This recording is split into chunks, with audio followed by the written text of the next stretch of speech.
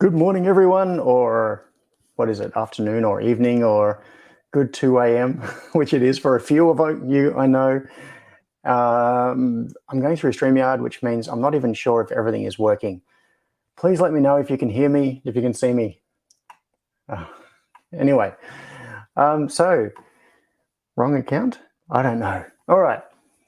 Now, this is a bit of an odd one. Colin, 8 a.m. Cool. Multi-audio, John. Multi-audio. Do I have an echo? Hopefully it's not picking up anything. All right. Peter, you can't see or hear me. All right, we're all good to go. I always worry every time I change like the way the software is set up or I do something unusual. So, time to look at my new furniture, which has come all the way from Canada. And yes, it's a new sofa. All right, good. Good to see everybody here. Cable Tie, Terry, Dodgy, who is Independent Techs here, Colin, Carlos, Station 240, Douglas. Fantastic. All right, now, I've done this at a bit of an unusual time, well, normal time, different day, because I couldn't wait. There's a package that Austin from Austin's Creations has sent me, and I've been really I've been anticipating it for a long time. It took a little while to get here. And so someone pressed video in Discord. Oh, okay. So is that you, Dodgy? You're doing it to yourself. All right. And I didn't want to have to wait for next Sunday because I am really curious to see what is inside this package. So, and also I have Austin himself waiting here, ready to help talk me through all of this, because I think I'm going to need some assistance. Once I get it open, I want to connect it up and see how it goes.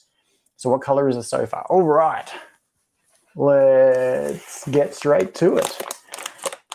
There was an outer package that this was in, and a note with some brief explanation. But the inner package, he double packed it so that I wouldn't actually be able to see what was in here once I'd opened the outer package. Rustle. This feels like Christmas morning. You know, when you're sitting there around the tree and you're opening the presents. I'm back to being about 12 years old. Ooh, a few things. What? Look at this. Steve. That's a stand. How is this done? Has that been printed onto it, or I'm gonna have to, is this 3D printed? Oh, it is. It's 3D printed, but it's been like post finished. It's been sanded off to give it a really nice finish. It actually seems like something that's been injection molded, but on the bottom it's got this little texture from the build plate. That is really cool. So now we have a real Steve. Oh, hang on. I thought it was illegal to send animals through the post. Hello, I'm Steve. Oh, so cool. Austin. This is crazy. I definitely was not expecting Steve in the package. And Steve has a stand. That's brilliant. We have a mascot. We have the real mascot now. I've got to find somewhere to put it. There needs to be somewhere. Maybe what I'll do is mount this on my chair. So hang on, I'm going to switch back to the front camera here. I can make up like a little bracket or something that Steve attaches to so he can sit there looking over my shoulder on the live streams. Oh. Yes, I wondered where Steve got to. Steve. Oh, Austin, that's funny. That's really funny. Okay. Now, which one of these first? Ooh, what's in here? That looks like a little bit of DIN rail, maybe. It's hard to tell. Hang on, I'm going to get that open. And Yeah, we need Steve where we can see him. Let's have him just over the edge here.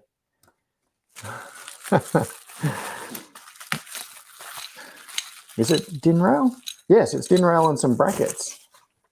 A very short length of it with some 3D printed brackets. Oh. I wonder what's going to clip onto this. Why DIN rail? And brackets. So that's a cool bracket design. It's got a little captive nut in it, and looks like an M3 bolt. So if I back that off, we'd be able to move that, and then that clamps it back down. Neat design. What's it's quite. This is aluminium DIN rail as well, which is nice. I think all of the stuff I've got's steel. This is really cool. Clever design. So I'm gonna be asking Austin questions once I get him on, like whether he designed this. So you can see there that it snaps on, and then you can snap it off again. And once it's snapped on, you can do up the screw there, and that will make it captive, and then you can't get it back off again. So I'm just going to set this aside for now. This is obviously related to something else that's in the package. What have we got?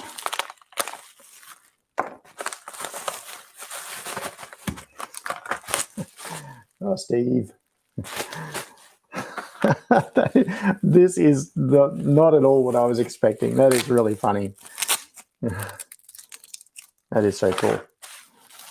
All right, so we've got two more things in here. There's an anti-static bag, and ooh, look at this. I can see USB ports through here. Check this out. It's a USB hub. There are buttons there. Oh, okay, so this is what the DIN rail is for. It looks like these brackets, yeah, those brackets go onto there. So this whole thing can be DIN rail mounted. So it's a DIN rail mountable USB hub. There's power in the back, there's USB. So that would be the uplink, is my guess. And we've got 4 output ports. It's in a 3D printed case. And once again, the finish on this case, you'd think that's injection molded. It's really smooth. So I think what Austin has done is 3D printed this, and then he's sanded it to get that really good finish. But then he's also added color to it. So you can see it's got these legends engraved on it. There is an outline for each port, and then it's got grooves for, it's a little bit hard to see there on the camera, 1, 2, 3, and 4. And I can feel that those are slightly inset. So I think what he's done is left a groove in the design and then very carefully painted into that, like filled the groove with paint to give it that, that finish, which is cool. So I wonder what the buttons are for. Something to do with each port. Maybe power to the port. I'm going to have questions. So the idea will be that can be mounted on here. I'm not going to mount it right now because I want to just plug it in and experiment with it, and maybe take the cover off a little bit later. But I won't do that until we've got Austin on. So let's see what else is in here. I'll just put that one back there for now. What's in this other bag?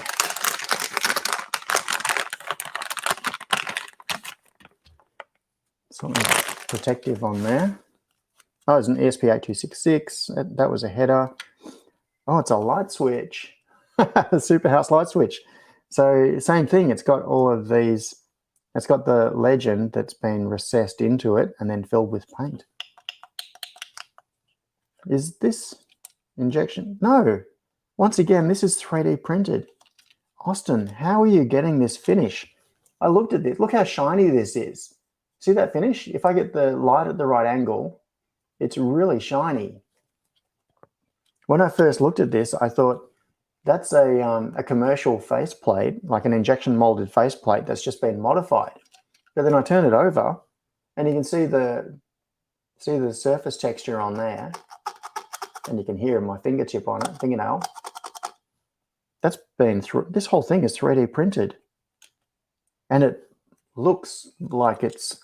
I mean, I've got my nasty fingerprints all over it now, so I've been leaving smears on it. But the finish on this, it looks like it came straight out of a factory. That is really cool.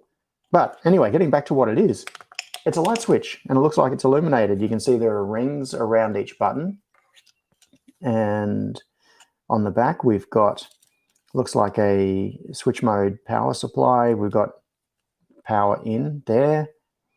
There's a connection, there's an AP8C socket, same as I use on my light switches, and an ESP8266.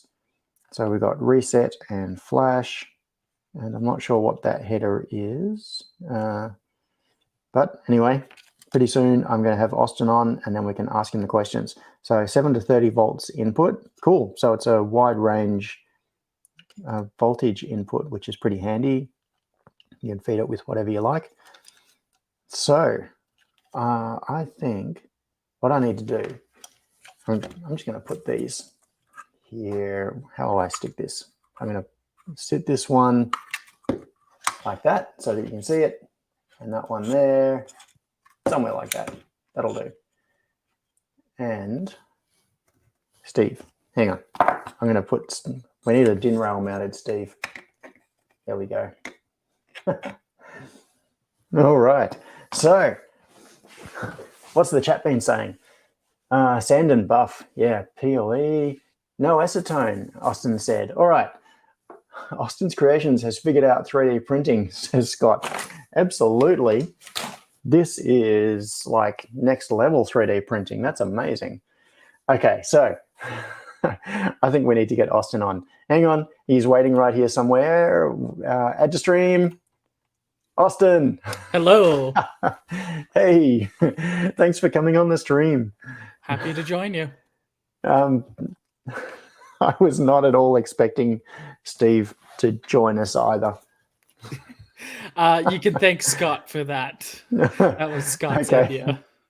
Yeah, good idea, Scott.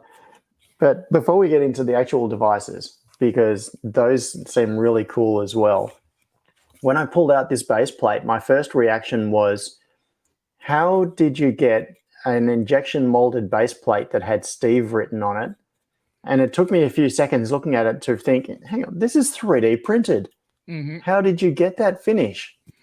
So for 3D printing, I almost exclusively do ABS because I like its sandability, and I do a lot of practical prints, stuff that has to be outside, that kind of stuff.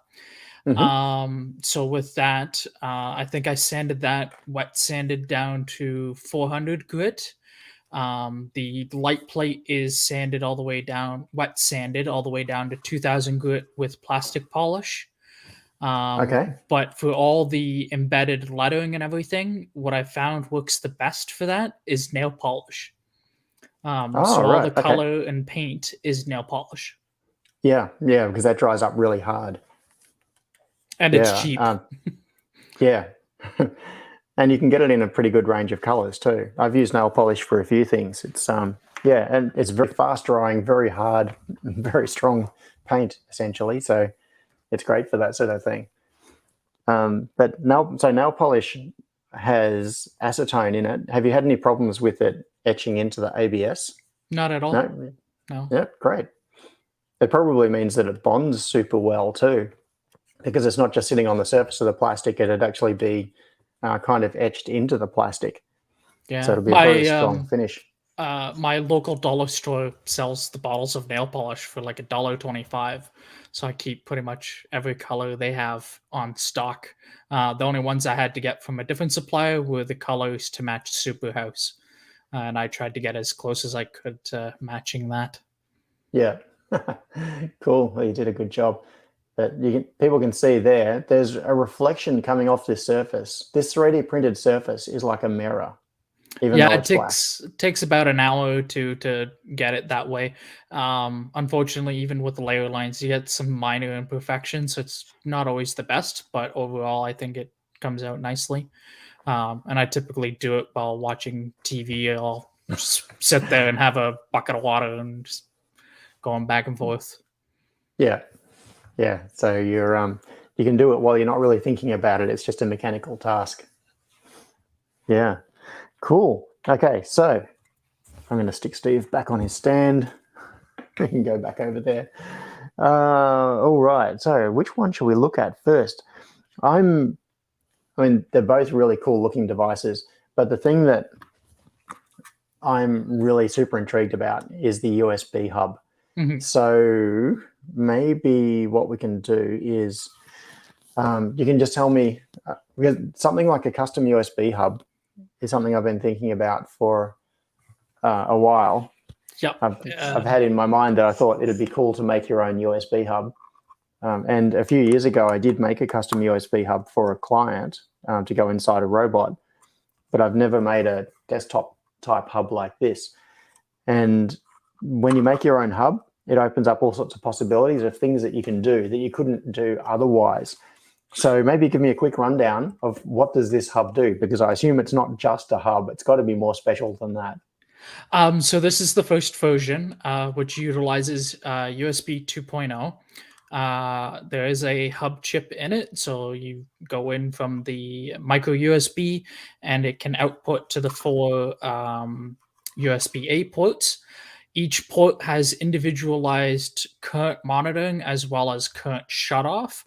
Oh, nice. There's current shutoff for trying to overpower the whole hub. So if your power supply is set for 5 amps and you have 2 ports set to 3 amps max, and those 2 items try to pull the full amount, it shuts everything off. It also has the ability to turn on a single press will turn on power for a port. A double press will turn on power and data to the port, and then you can either double press it again to shut it all off, or you can single press it and go back to just power only. And everything is monitored and tracked, sent both to a web UI as well as MQTT. Oh, nice. I've just grabbed myself a cable. So you've got control over both power and data to each port. So what you could do is have a port where you do charge only, for example, if you had a device you didn't trust, or you can turn, so it doesn't get power off here, it needs power in here. Is that correct? Yes, it needs completely separated power. Okay, cool. People can't really quite see what I'm doing here because I've just got the overhead camera, but what I'm going to do, I'm just going to grab a cable and plug it into my bench power supply. So I've got a cable with a 2.1 mil DC jack on it. And what should I be setting this to? Is it just 5 volts? Yes. Yep. 5 volts. All right. Is it a 2.1? Oh, this cable.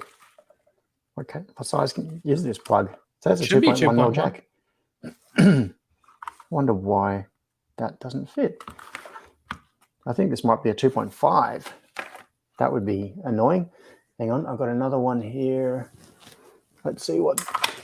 I'm going to make a big mess knocking cables down off my bench. All right, does this one fit?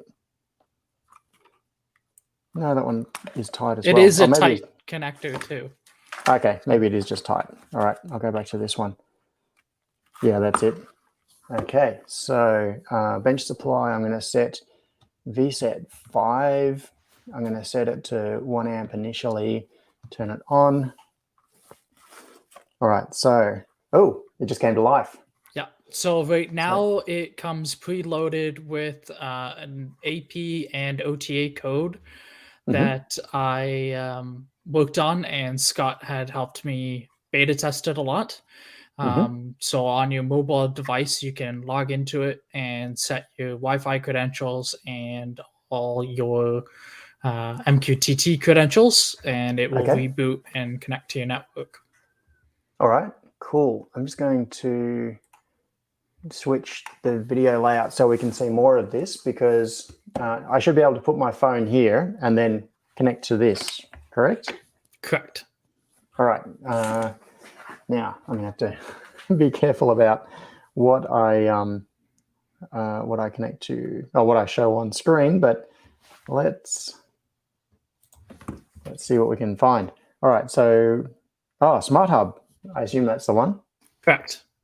All right, so I click on Smart Hub, and does it matter if this password is disclosed? No, it's a generic password that I've used on all of them. So the password is SUM, SUM in caps. Yep, I've just put And that in. Yep. and then some password Yep. is the whole thing. Cool. So it says connected, no internet. Keep connection because my phone wants to switch away. And then I've got to go to the IP address of the thing. So let's find a Chrome tab. We'll do 192.168.4.1. Is that right? The usual thing. Here we go. Okay, so Smart Hub Home Management Config Dark Mode. Everybody loves dark mode. Let's go dark mode, which I think gives better contrast on camera anyway. All right, so we've got some information about it. We've got the 4 ports visible there. And management. Okay, so you can do firmware updates, reboot, factory reset. That's cool. Config. Okay, so I can now connect this to my normal Wi-Fi. Oh, it's got port 1 current, so it's got 3 amp current limit on each one. LED brightness is configurable. Oh, neat. It's very configurable. All right, so what I should do is set AP SSID. It says AP SSID equals 0, so I'll just put it in there. I type in my own Wi-Fi. Correct. Yeah. All right. I'm just going to move my phone away from the camera and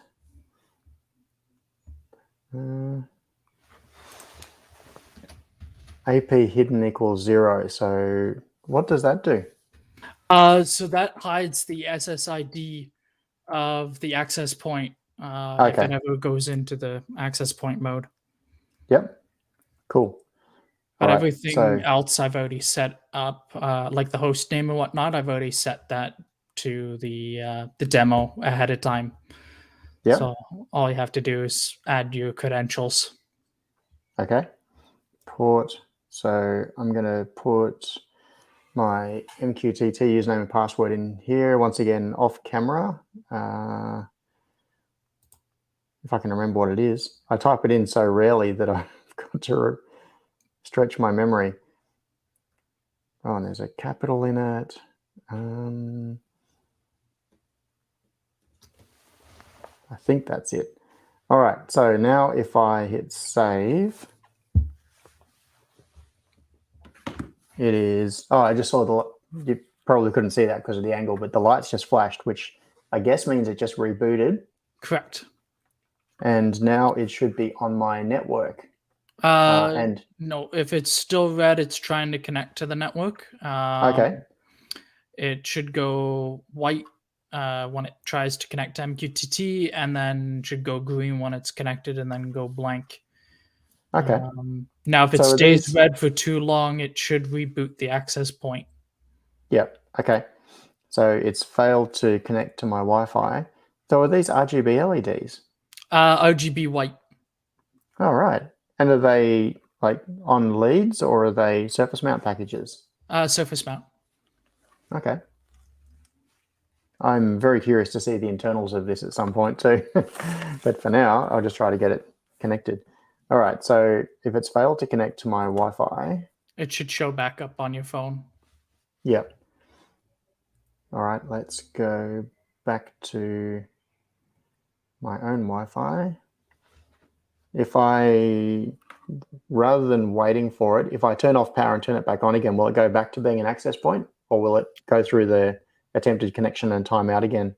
It depends. According to Scott, you may have filled in the wrong field, so it might just go straight back into being an access point. Okay. Cool. I'm not seeing it as an access point yet. So, yeah, I probably wasn't paying attention and typed it into the wrong thing. All right, so is it okay if I take this cover off while we're letting it do its thing? Yep, you can do that. Yep, cool.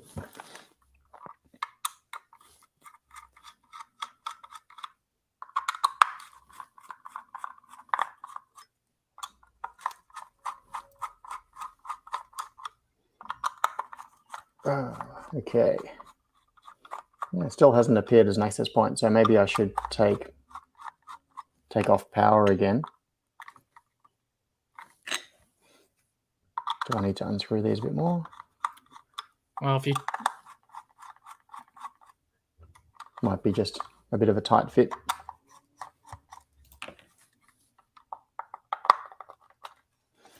Oh, I see it. The cover actually goes inside the case. Oh, right. Oh, clever. Okay, so you've used these as like little light chambers painted white on the inside.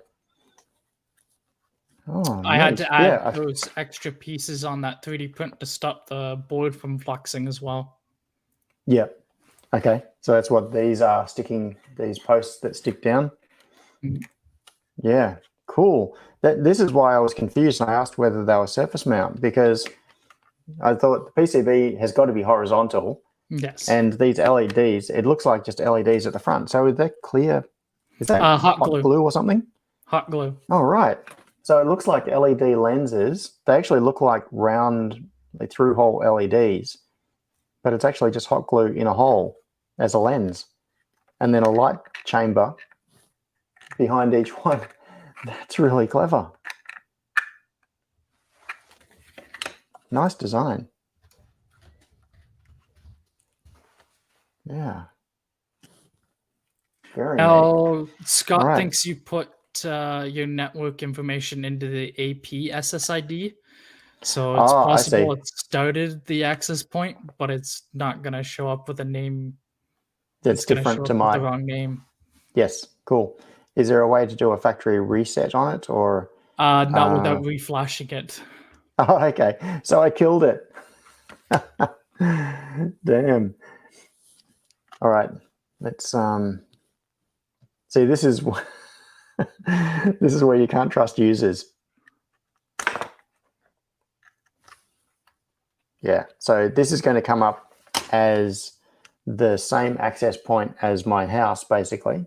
Yes. Which I'm not going to be able to see because it already exists. Ah, damn. All right. Is there anything cool we can do with the USB connection? Like, can we see any, is there any menu or anything? Does it come up as a device with a serial interface? No, the only thing that it will show up is that it's a hub. Okay. But it won't let you do anything more. All right. So without the MQTT and all that sort of stuff, can we use it as a hub? Like, will these buttons and things still work? It might. I have not actually tested that. Oh, looks like it did. It went yellow, went off. Yeah, so it is probably turning on, but because it's still trying to connect to Wi-Fi, it's gonna override it and go back to red.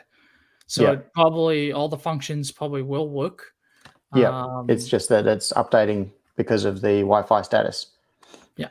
Yeah, cool. So when, okay, a silly question. What is actually running this? Like, what's the there's an ESP32, ESP8266 on the backside. Yep. Okay, cool. I just can't see it. And to get to it, I would need to remove that socket in order to lift the PCB out, it looks like. Yes. So to reflash it, oh, okay, so programming, RX and TX. Yes, you can. Oh, yeah, flash, I see. So that's the boot mode pin. Yep. Yep. So you can flash it through that header if you wanted to. Yep. I most certainly will. I will, yeah, I'll need to do that to change to fix these Wi-Fi settings that I've managed to break. Ah, damn. I'm sorry I broke that. It happens. It's something that I can add later to code, I guess, to fix it. Okay. So there are some things that you provided. Yeah, you've got a whole lot of Node-RED examples and things that go with this as well, haven't you? Yes, I do. Yeah. Oh, Mike Carden says flash time. All right. So what would I need to do to flash this? Did it do it with the Arduino IDE? Like, is there a sketch or Yes, something? Or there is yep. a sketch for Arduino IDE, and you can use any standard programmer that has RX, TX, and ground on it. Yep. And then all you have to do is you push and hold reset while holding flash, Yes. and Yep. then The standard put it in boot bootloader mode. procedure. Cool.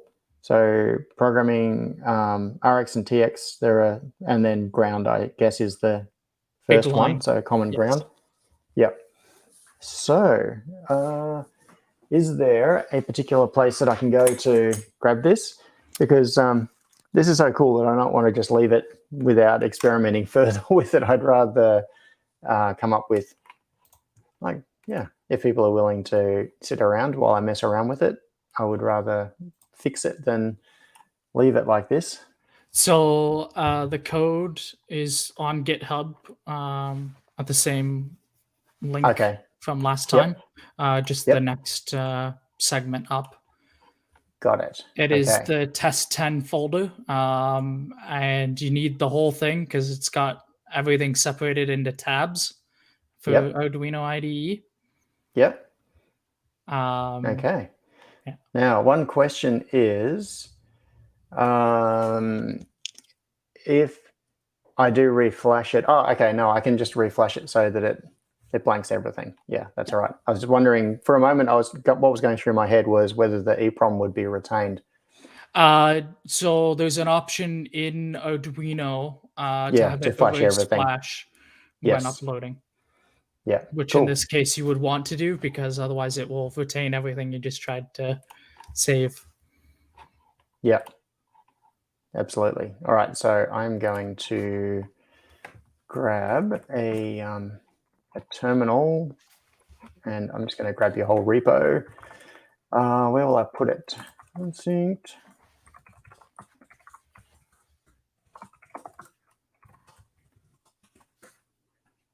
And then let's see. No, sorry, off camera. I've just opened something and I'm going to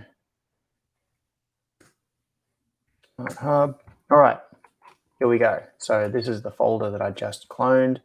Version 1, version 2. Was it version 2? Yes. Design 2. And then code. Yeah. All right, and then test 10 extra. And then there should be an INO sketch, which then automatically opens everything else. Yep.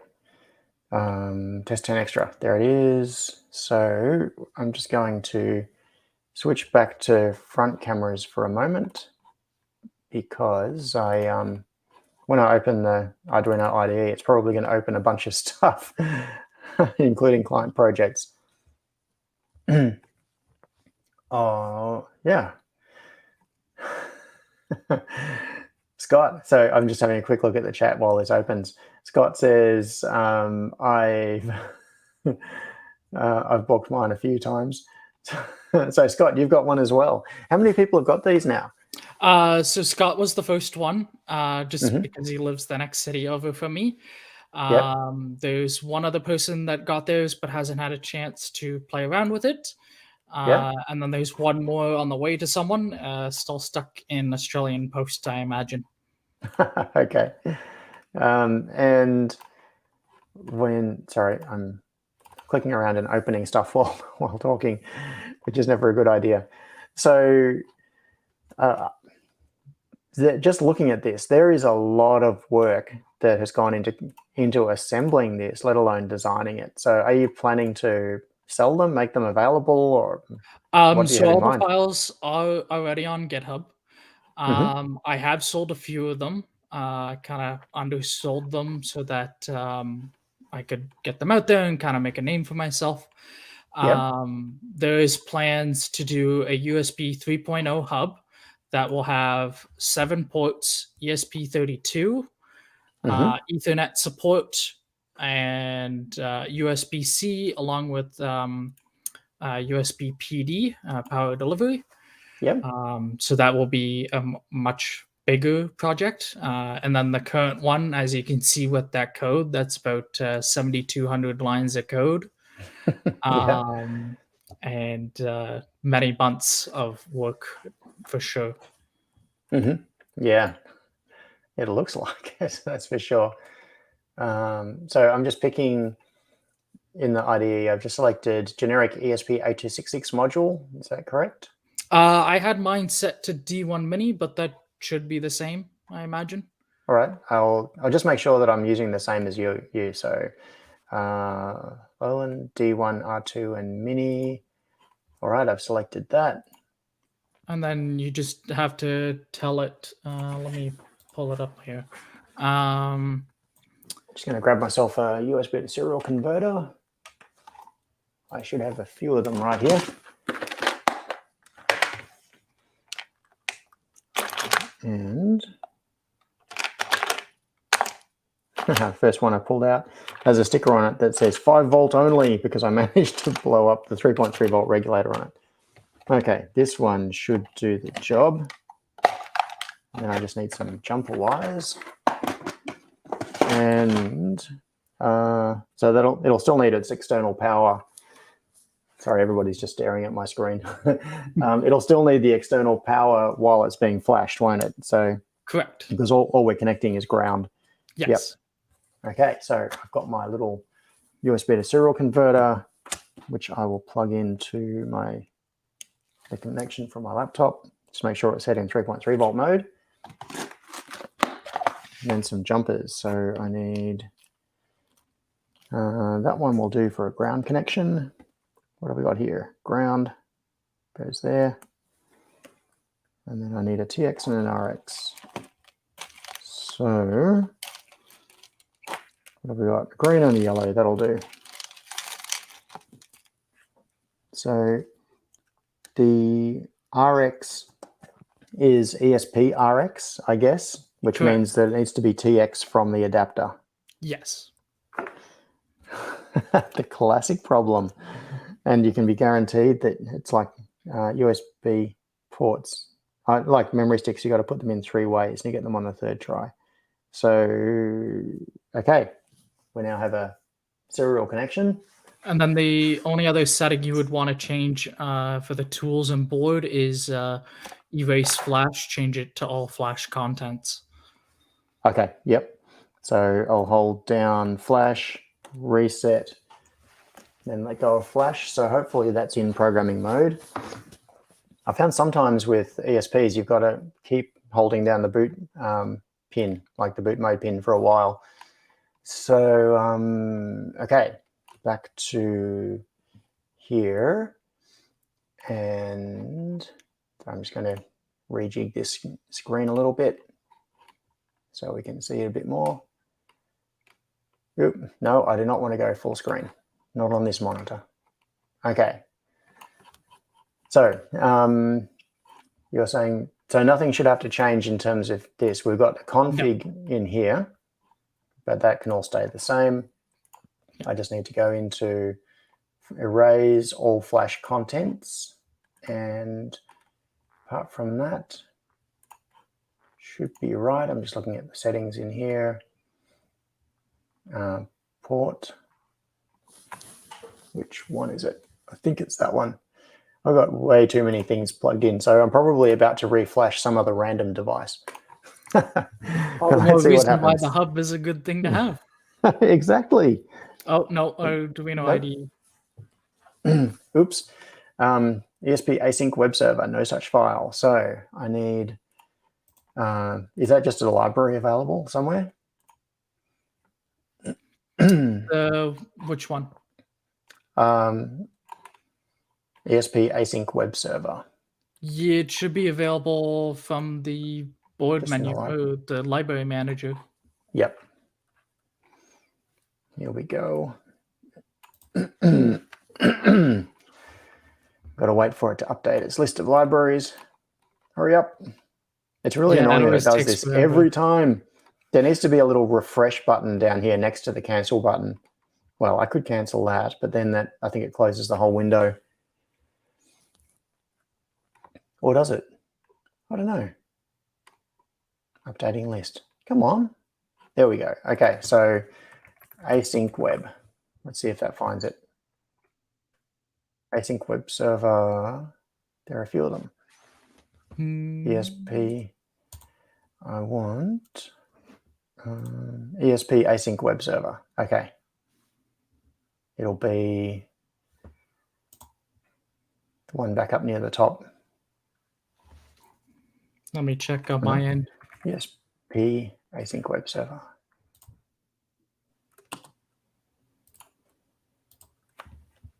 Async web server WT.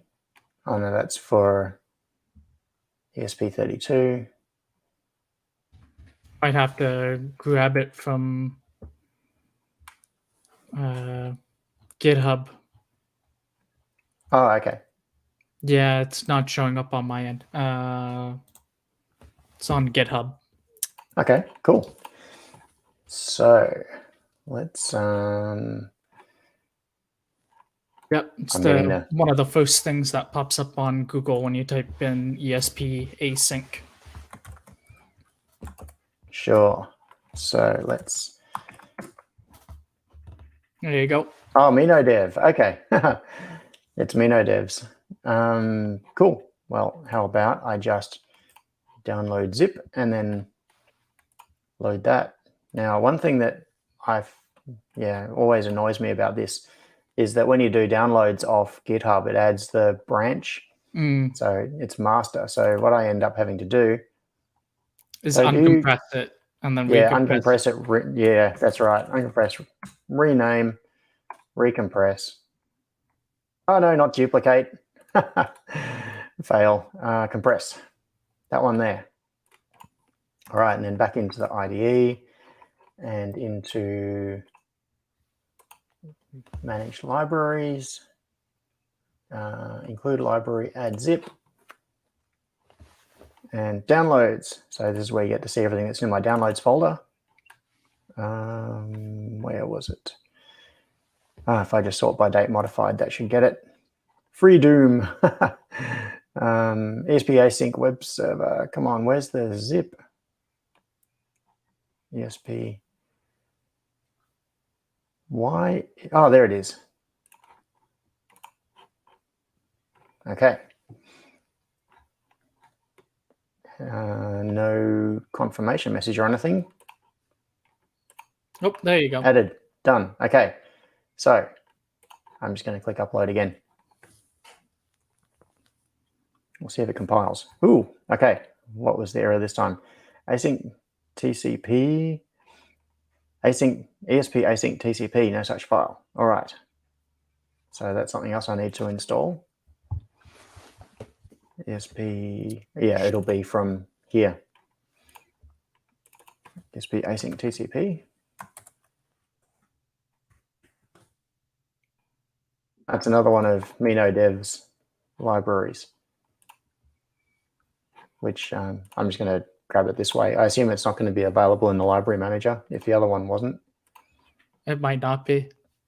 And I know Scott's probably yelling, Platform IO. Because it does all of this stuff automatically. Or you can easily link it to GitHub. You don't have to copy things over. Yep. But I had been working on the hub for so long, I just wanted to get the code out so that I could actually send the devices because people had helped pay for its development. Okay. Oh, that's good. I think I went through 4 board revisions and had to swap a few parts. I initially started it almost a year ago when you first mentioned that you'd like to have a hub. And then left it for a little while, and then some people were like, oh, don't you try and see if it works? Yep. So then I started working on it. And yeah. Cool. So it's looking for the Adafruit MCP 23008, which I think is the old library because they've gone to the 23x17 library now. But I'm just Yes. going to have a look. They should be drop-in as long as you change the name and the declaration, I think. Mm-hmm. Okay. Come on. Cancel that update. Cancel your update. Yeah, I'm just going to check in here because MCP 23008, I want to see if the old library is still in here. Oh, there it is. I might be able to have it installed alongside. Let's just try that. And then you'll want the INA 219 library as well. I'm pretty sure I've already got that one because I've used that, that current monitoring chip in quite a few projects. No, don't do the update.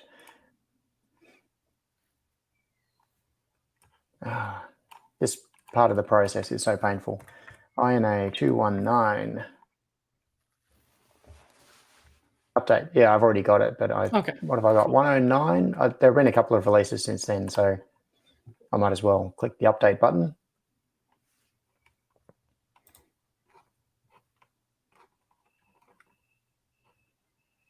Installed. All right. I'm going to close that window. Oh, why does this updating list take so long every time? Just stop it. Come on, close. Okay. Yes. I'll have everybody in the chat shouting at me.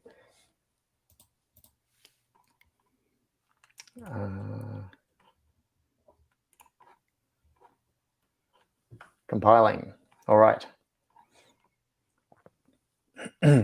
So, do you use Platform IO or do you normally use Arduino IDE? I normally use Arduino, which is why I haven't really spent that much time with Platform, because I knew like trying to do the 7,000 lines of code for this would take me forever to try and learn all the nuances of Platform. So figured I'll leave Platform learning to when I'm not trying to send a product out the door.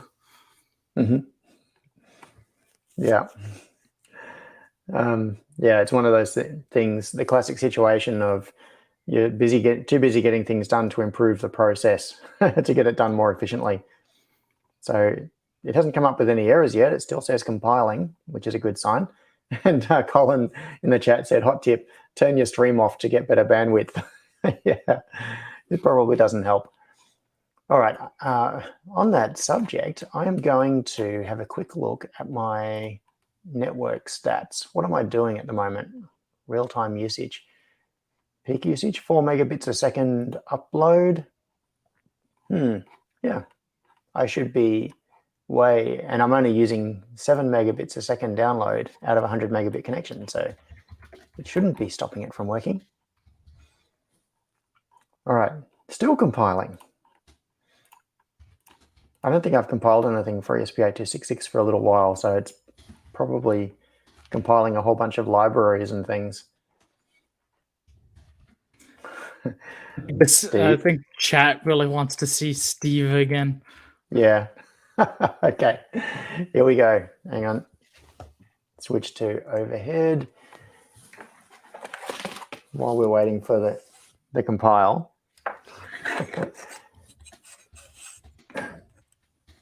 Now, has my overhead camera locked up? Oh no, it's just being slow in its updates.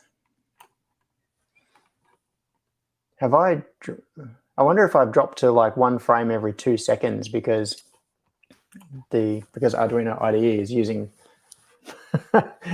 my entire CPU. That seems to be better. Okay, here is Steve. Yeah, he definitely needs to be looking over my shoulder.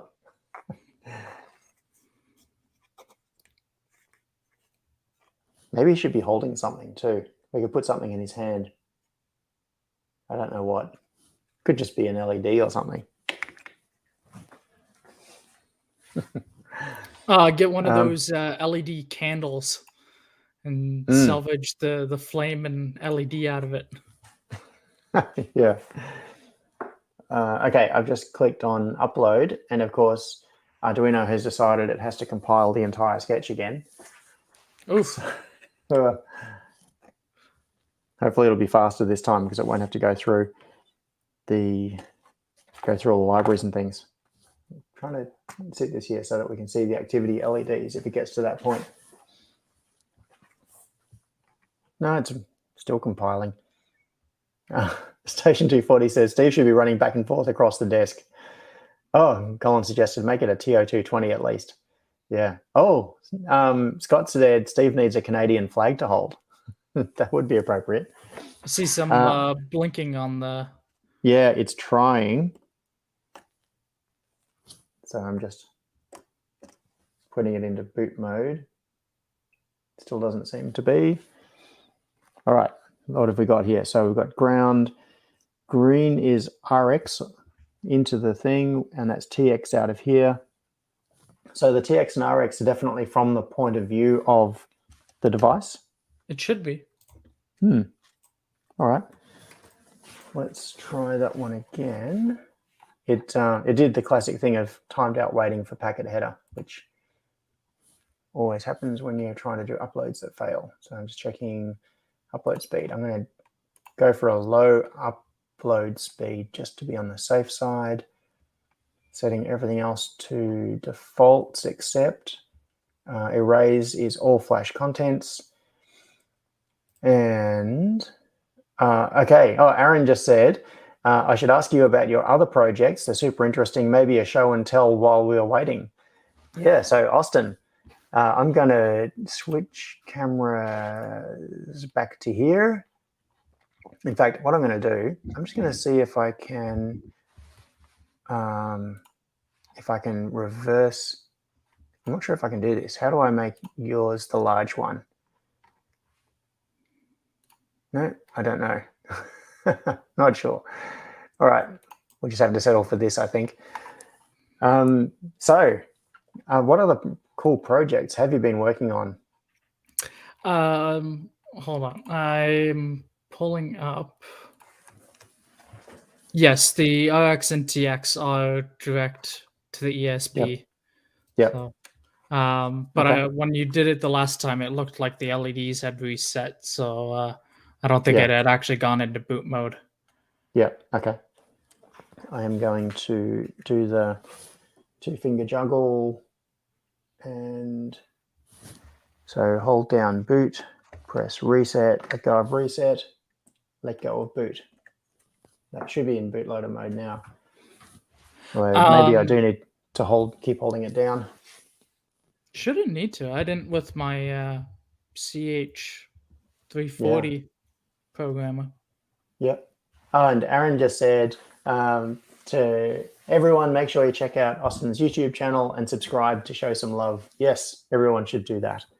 So what we need is a link to your channel in the chat. So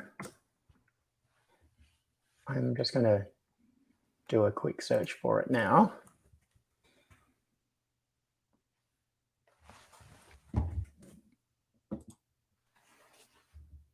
Oh, what? I'm not even subscribed to you. How can that be? I thought I was, unless I'm looking at the wrong channel. No, I think that's the wrong. Is it the right channel?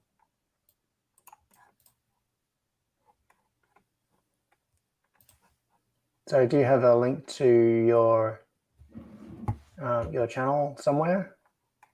It should be. Aaron just posted it in the chat. Oh, good.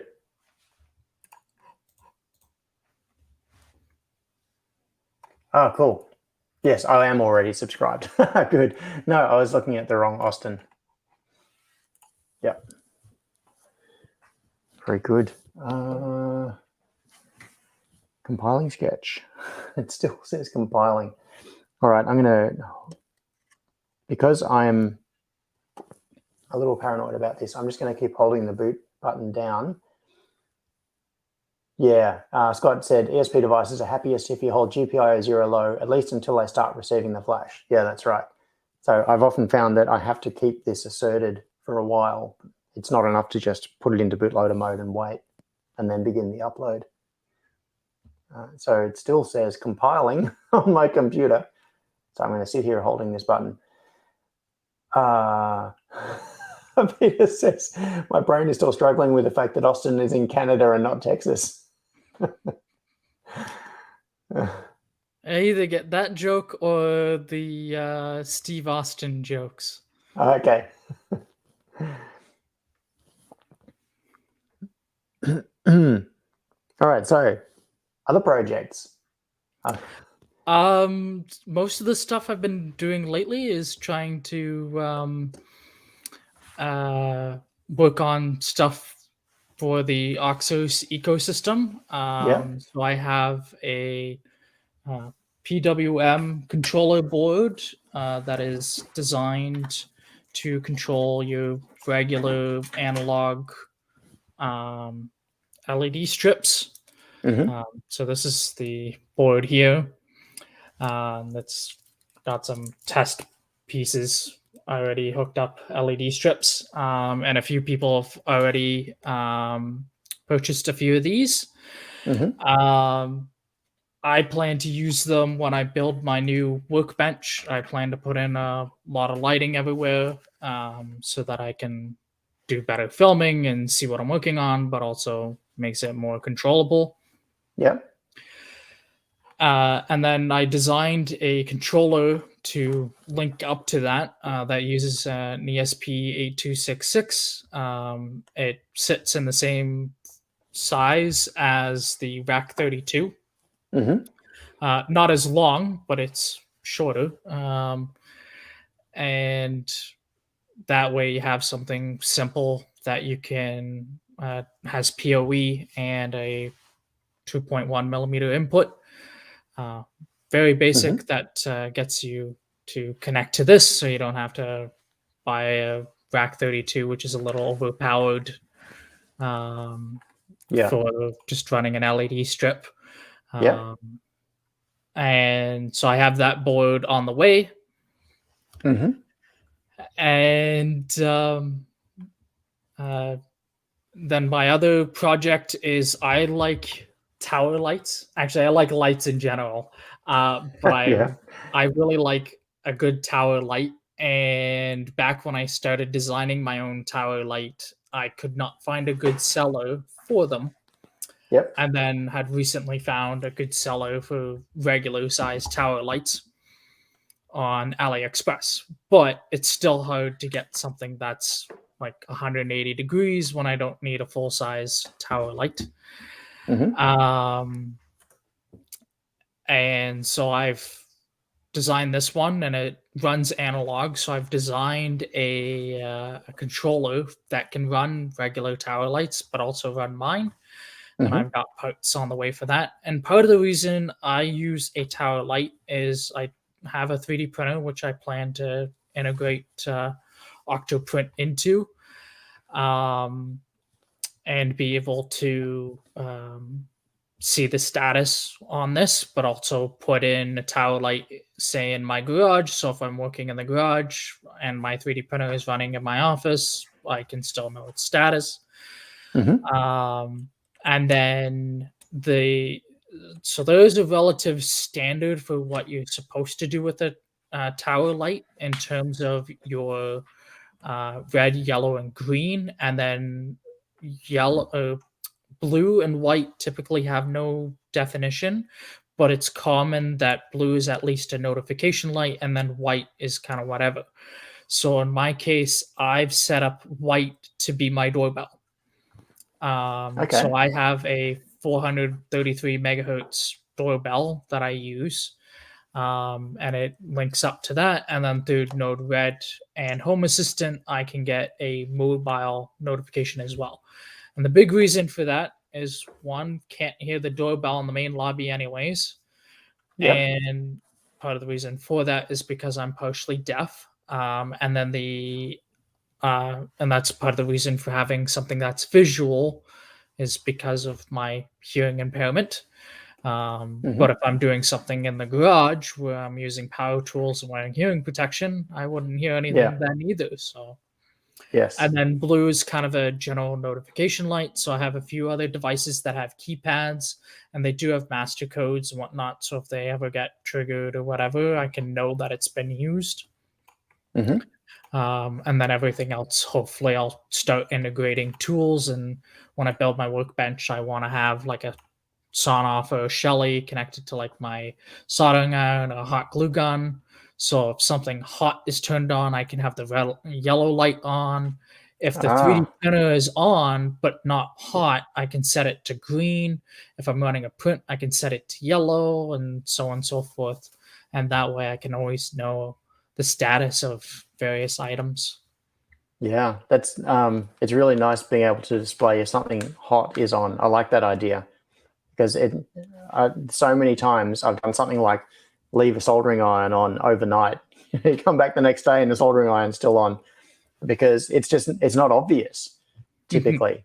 So yeah, if you can have that set up so that if there's in anything that's hot that's turned on, the indicator is on. That's really handy. Yeah. Yeah. Oh, So I think somebody had how? mentioned something about the DIN rail in the chat. Yes, that design is custom. Um, I found a relative clip design on Thingiverse that I liked, and then I made it more compact as well as set it up so that when it's attached to that smart hub, it's all in line, centered.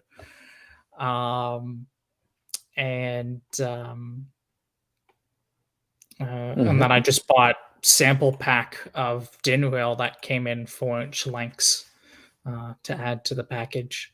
But Okay. the key slot is designed that an actual wood screw could also work. Or obviously, you can use double-sided tape. And the whole design is designed so that if you wanted to use it on the underside of a workbench, you can do so without interfering with any of the connections on it. Yes, which is exactly how I'm going to use it. I'm going to attach it under my bench right in front of me so I can just plug stuff straight in. Yeah, that's cool. And Uh, with MQTT, you can see the status of a port. There's an override mode where it will actually disable the buttons, but you still get button presses through MQTT. And even not in override mode, you can still see the button presses. So you can actually have a button press linked to more than one thing other than the hub itself. okay. And it will do multi press all the way up to um, 5 presses as well as a hold. Hmm. Um, if it's ever in an overcurrent condition, it will accept a triple press or a off command from MQTT to Hmm. reset it. And then you can obviously monitor voltage on the hub as well as the current being used on a port. There are protections in place that if you're on over voltage, it disables it. If you're on under voltage, it disables it. And in the voltage conditions, it won't reset until it's within a certain point. And it does have a hysteresis to it. Hmm. Okay. It sounds like you've covered lots and lots of different edge cases, like the I sorts of tried to. things I that, tried to think of certain things just in case. yeah. Clever. Um, while we've been chatting, I'm still trying to do uploads on this. I'm just trying a different board profile to see if that works. I'm trying it just with the generic ESP8266 profile. So if I can't get this working, I'm going to play around with it after the live stream. It would be very sad if I can't demonstrate this on the live stream, because the other thing to have a look at is the light switch. So I'm half off the camera here because I'm stretching across to the bench, holding down the boot button. So I may need to figure out how to reflash this after the live stream is finished. Can you disable your Wi-Fi in the lab, John? I could. Yeah, so Aaron just suggested I turn off my normal Wi-Fi. The problem is that a few other people might get upset if I do that. Yes, I could. So in the Unify management system, I could just disable that SSID temporarily. Or go for a walk to the park. Yeah. If I'm desperate enough, I will do that, but I'm not going to do it without warning people first, because there are 3 other people in the house who are probably all actively doing stuff right now, like school. School. Tommy's on school holidays. Millie is doing uni assessment stuff, so she may well need it. No, that last attempt just failed as well. And will be working. So if their internet goes away, they won't be too happy. Well, we can look at the smoke switch at least. Yeah, let's check that out. And I'll try not to break this one. I'm just going to unplug this. Oh, I should switch over back to this camera, and let's see what we can see on here. All right. It may well be that it's this converter as well, because that little box of adapters that I've got, a lot of them ended up in there because they were dodgy. So it's quite possible that there is nothing wrong at that end at all. It's just my converter. All right, so this is the smart switch. Correct. So it's obviously a 4-button switch, and you've got clear rings around this. You've 3D printed all of this. Yeah. The rings are acrylic. It comes in a tube, and then I have a 3D printed jig that holds my Dremel, so I can use it as a mini chop saw. Yeah, so you can cut little lengths of the tube.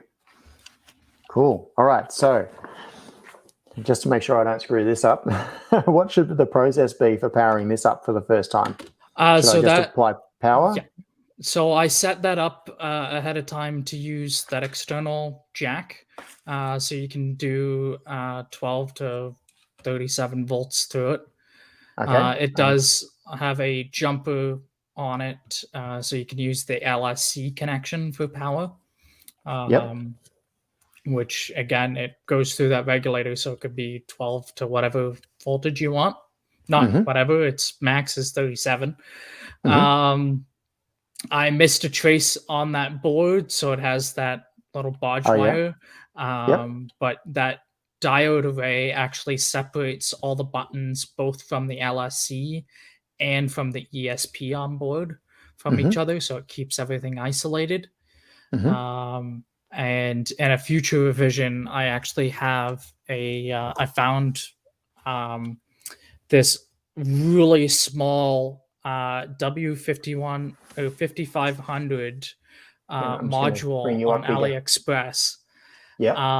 So I'm hoping that because that board doesn't have any space to go wider or longer, so I'm hoping using some Z height will let me add Ethernet support to that, so that you could have both an LSC connection, you can have Ethernet, and you could use Wi-Fi if you needed to. But overall, the price point of that, I think, is fairly good. It's not when you factor in labor, but in terms of somebody 3D printing and assembling them themselves, it's a fairly nice board. And I actually think all the parts on that board are something that GLC can do other than the LEDs. I used RGB white LEDs, and I'm not sure that GLC normally stocks those. Okay. Well, I'm going to turn on power and we'll see what happens. Cool. So we've got green coming on there. So it's powering on. So we'll just let it do its thing for a moment. Would have expected it to go red by now. So that'll be, it goes red, same as this. It goes red when it's in access point mode and it's trying to connect to Wi-Fi, yeah. Yeah. Okay. Should I just press the reset button? Sure, try that. Did you change your power supply voltage? It is currently set to 12 volts, 1 amp. Okay. Is that adequate? It should be. Yep. I was using a 3 amp supply on my desk, but Yeah. I don't see why I wouldn't. It's only pulling 40 milliamps or so, which is less than I would have expected. This is where we need the UT61E on screen thing. So where is 3.3 volts on a an ESP12? I can't remember which pin it is. I'm pretty sure ground is up towards the top, but I can grab ground from somewhere else anyway. Oh, I can just grab it from here. Let's just make sure I'm sending it the right voltage. Yep, so 12 volts is coming in.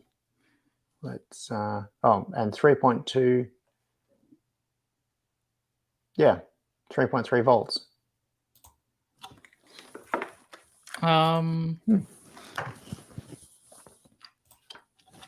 Right, I'm just going to turn it, I'll power cycle it. I set to enter. So it's still pulling only 40 milliamps or so, which suggests that it's not, it hasn't started up its Wi-Fi. Because I think it would pull a little bit more than that if it was running its Wi-Fi.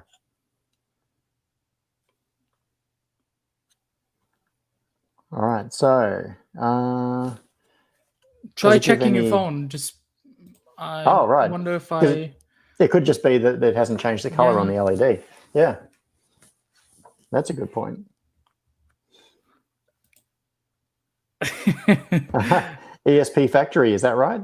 Yep. Okay, so it's just not changing the color of the LED. Okay, it was working. Cool. Password. So, same password. Same as before. So SUM as uppercase and then password. And connect. Connected, no internet. And any moment now it should complain. I'll say keep. So now we'll go back to, oh, here we go, smart home switch. Now this time I will try not to screw up this configuration. So it looks like the same basic interface as the hub. Yeah. Yep, so management, once again, we can do reboot and factory reset. And config. All right, so host name is button switch, SSID, Wi-Fi password, AP. Oh, I see. So in here where it says AP SSID, that means when it runs as an AP, not the Correct. AP that it's connecting to. Yes. Yes, okay. So that's where I screwed up the other one. So broker, username, password. So what we should be doing is putting it up in this area here. That's where I need to put my password, my SSID. All right, I am going to just do that off camera.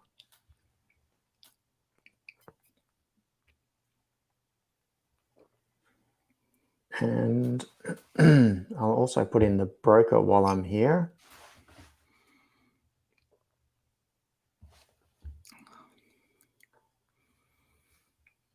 And once again, see if I can remember my broker password.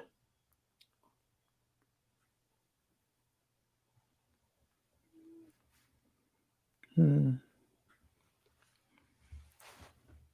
right, I'm going to leave everything else the same. Save.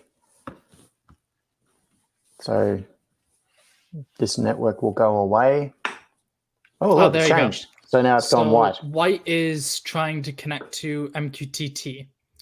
Okay. If it's successful, then it should go green and then blank.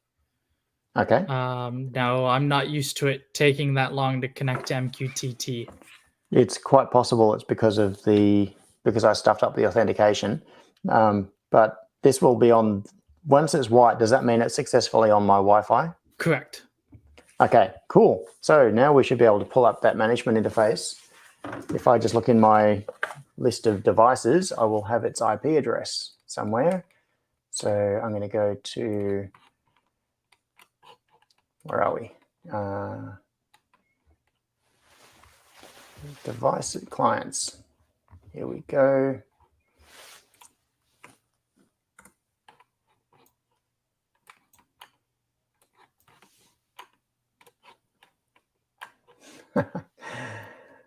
Come on, Unify. You can load. You can do it.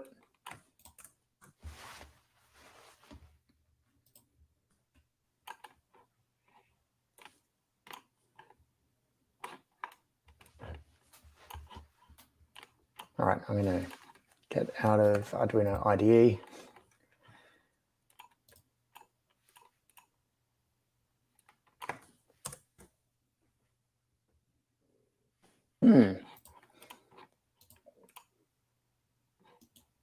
Okay, so is my Unify controller running?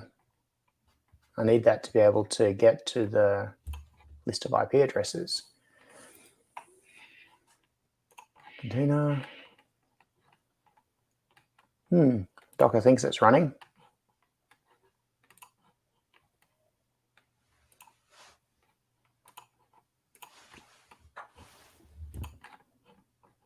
And the log says that it's up.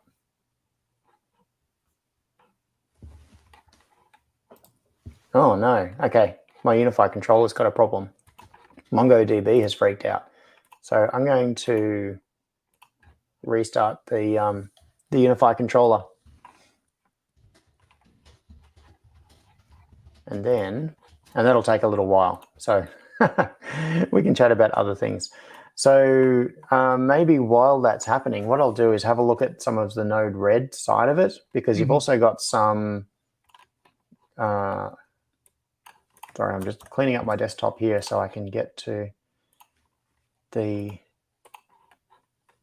where are we? Here we go. Okay. So there is, in here, if we go into version 2, this is for the hub, but I'm just going to go into this first, and then into code and Node-RED flows.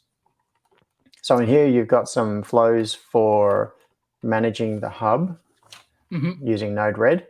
Correct. I'm not going to load those right now because I need to get the firmware for that working first. But you've also got the button panel, and this has Node-RED demo.txt. So how about I copy that and come into Node-RED. What am I revealing here? I don't know. Live streams always make me nervous because I don't know what's going to pop up on screen.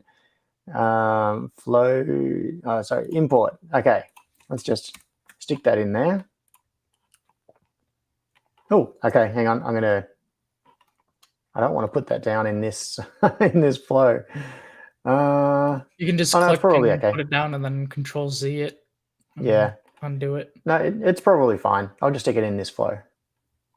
So I'll just stick it there. So the only thing you'll have to adjust is there are 4 MQTT nodes that you would have to point at your broker. And then you'll notice there are, I think, 3 that are missing, which are... state machine, yes.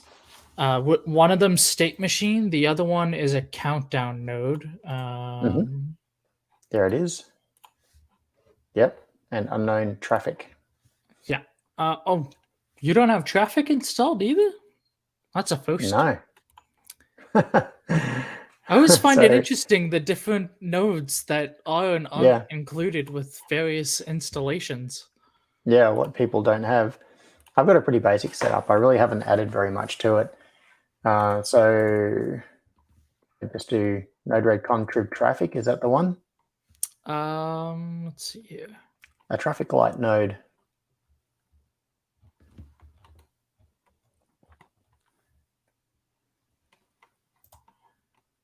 Yep. Cool. I'll install that. And then there's one that should be countdown. And it will show up with 2. It's the non-2 labeled one. Okay, so there's countdown and countdown 2, and I should just do the regular countdown. Correct. Yep. install. And what was the other one called? State machine.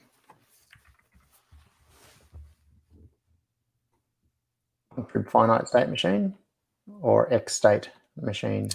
Finite. Yep. Install. And so that's installed. Am I missing anything now? Oh, state machine, it says is still missing. Interesting. Maybe it just hadn't updated yet. Oops. I clicked on the wrong thing. Unknown state machine.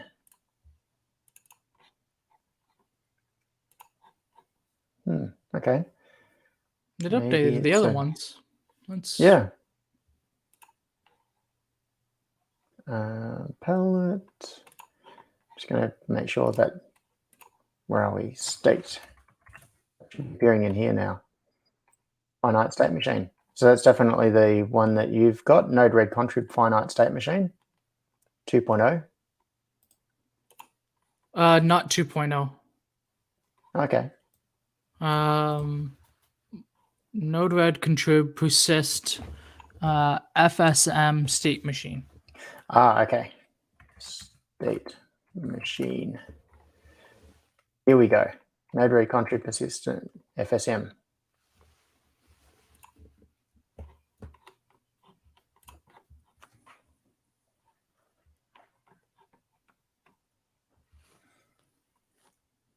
So I haven't been paying any attention to our chat. So Dodgy said, would I be a collection assuming these are Node-RED plugins? Yes. There we go. So we've got state machine in there now. Alrighty. Now, where are we? I've got to work out where mine ends and yours starts. So this area here is all of the new stuff that has been added. So we've got LWT setting here. Okay, so you just got some comments on what they are. Connection debug. So out topic, outgoing topic. I wonder if my, for some reason, the Unify controller takes ages to restart. Whenever I need to restart it, I think surely it's had long enough, and no, it's got to take longer. Looks like it's not responding yet. Well, what I might do while I'm still looking at this is I'm going to go back into my Docker manager. It says it's been up for 6 minutes. And yet I still can't connect to it.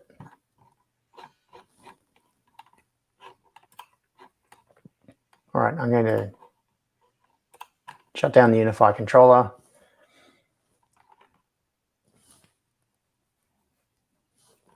There are other ways I could find out what it is. I could probably, the thing is, if I did an IP scan, there are a lot of devices on this network. It does have a good debug output on the on the console. Nice. Of the actual device. And the debug output window, and it's super nice formatting as courtesy of Scott. I modified his debug library to work a little more nicer with the way my code runs. There's not a single delay in any of it, which kind of makes it a lot harder to output stuff if you want them in order in a nice way to read it. Yeah.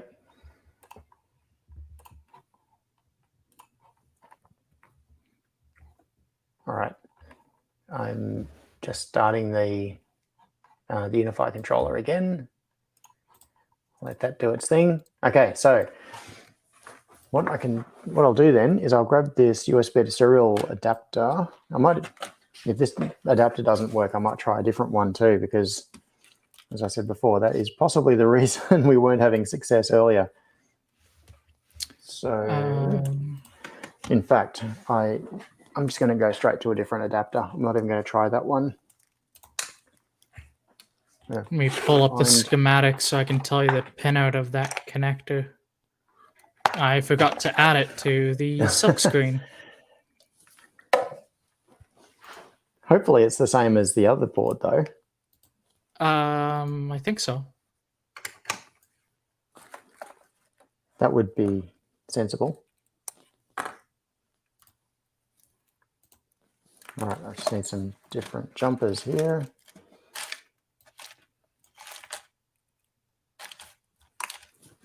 Okay.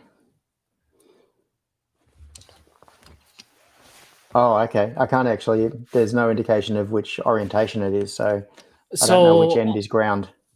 So ground is the one that is closest to the bottom corner. Okay, that one there. Yeah, and then the ground. one up from that is RX, and then the next one is TX. Okay.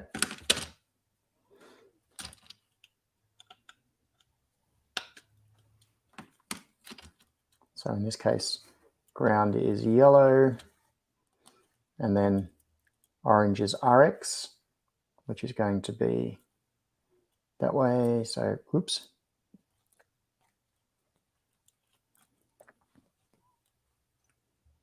That one, I'll do the classic thing. Kind of take a guess. I think RX and TX are correct, but well, you'll know once you open a debug window. That's right. There are only 3 possible ways you can connect RX and TX.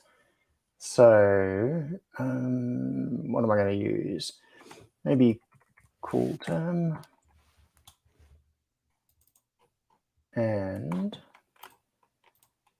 options. So what is the baud rate that I want for this? 115, 200. 200? Yeah.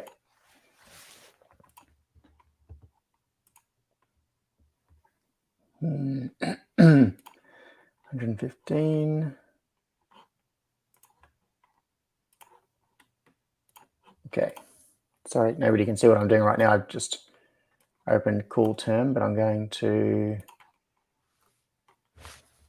switch to my desktop. So I'm not even sure if I've got the right serial port selected at the moment. Let's I'll hit reset and see what shows up. Yeah, I'll see. Let's see. So reset and see if anything appears. Nope. All right, I just got to check whether I do have the right port. So options, serial port. I'll unplug that. Rescan. Oh, it wasn't that one. Okay. So we've got 5 selected, HID P1C, USB 3. I'll plug that back in. Rescan. Must be that one. Okay. And then connect. Now reset. Oh, there we go.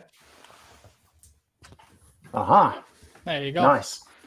And so is this going to disclose the username and password? It will probably show you Wi-Fi SSID, but not the password. Okay. So it is trying to connect to MQTT, but it can't. Yeah. If you scroll up, it should give you Wi-Fi info. Or did it not connect to Wi-Fi? Config initializing SSID. So it is trying to connect to Wi-Fi, but it doesn't show that it actually got an IP address. An IP address. Okay, so that should be appearing in this area here. No, it would show it down below. Oh, okay. It would show it after device running, so it probably won't show the message until MQTT shows up, which is a known bug in my code, and I know why, because the MQTT connection code is blocking, which is why it's not showing you the IP address yet. Yep. But that whole layout and window for that debug is courtesy of Scott, which I like because Yeah. it keeps everything nice and organized. And the end of line and start of line has different characters used when something goes wrong or goes right. So you can easily spot like an error or something. Yeah, nice. So it's got the plus symbol versus just the bar as a way of And then I indicating. think star for an error. The star. Yeah. Yeah. Cool. Okay. Oh, I've just lost it in the scroll back. I didn't have enough history in the. I just pressed the reset button so we could get this message again. Yeah. Cool. So, why isn't my Unify controller running? That is really annoying. This is a total fail on my part. Let's see if I can get any more information about what's going on with my Unify controller so that I can get this IP address.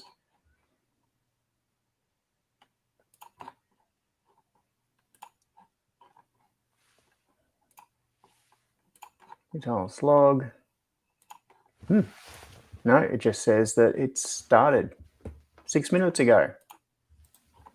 So it should be ready to go.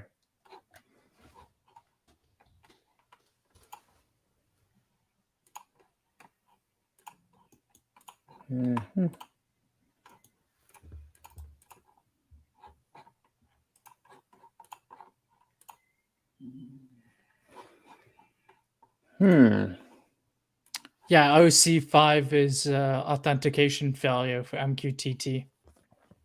Yeah.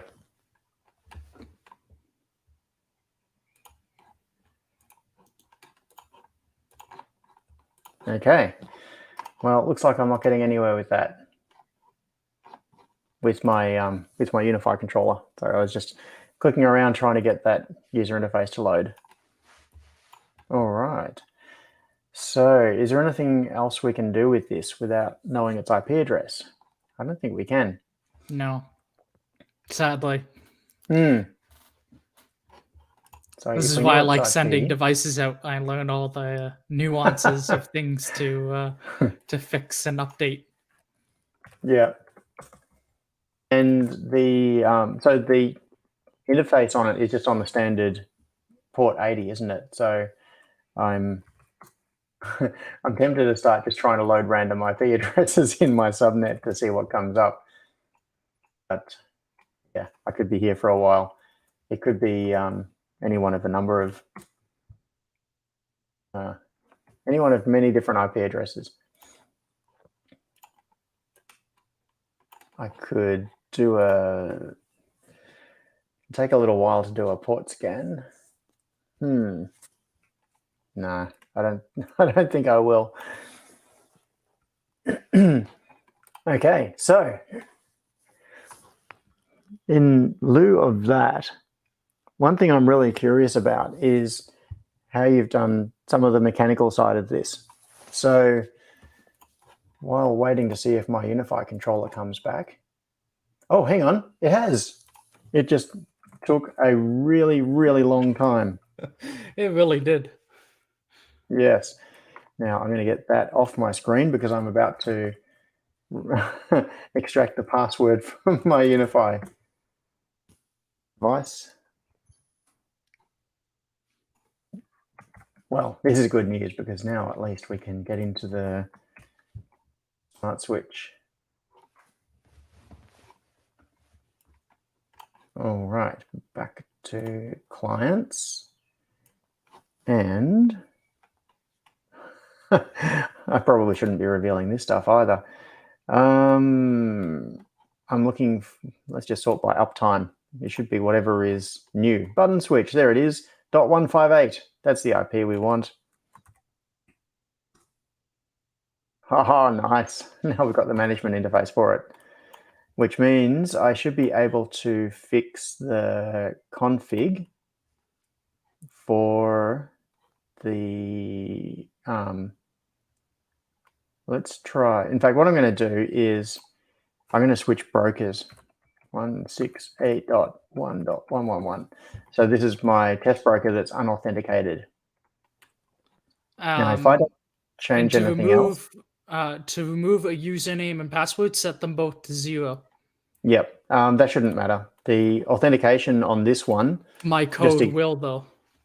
Oh, your code will? Yeah, my code looks for it and tries it. So I'm not sure how a broker will actually react when it's trying it or not. So it ignores it. With Mosquito, if it's not set to use authentication, you can send a username and password. Doesn't matter what you've sent; it'll just ignore it. Oh, okay. So good to know. I'm pretty sure it'll be fine anyway. So nothing else should need to change. I just want to make sure before I click save in case I kill its Wi-Fi or do something silly. Everything else will stay the same. Hit save. Save password. No. Okay. So if you look at the device, hopefully the colors change. Oh, okay. Yes. Hang on. Let's get this camera back onto it. So it's green at the moment.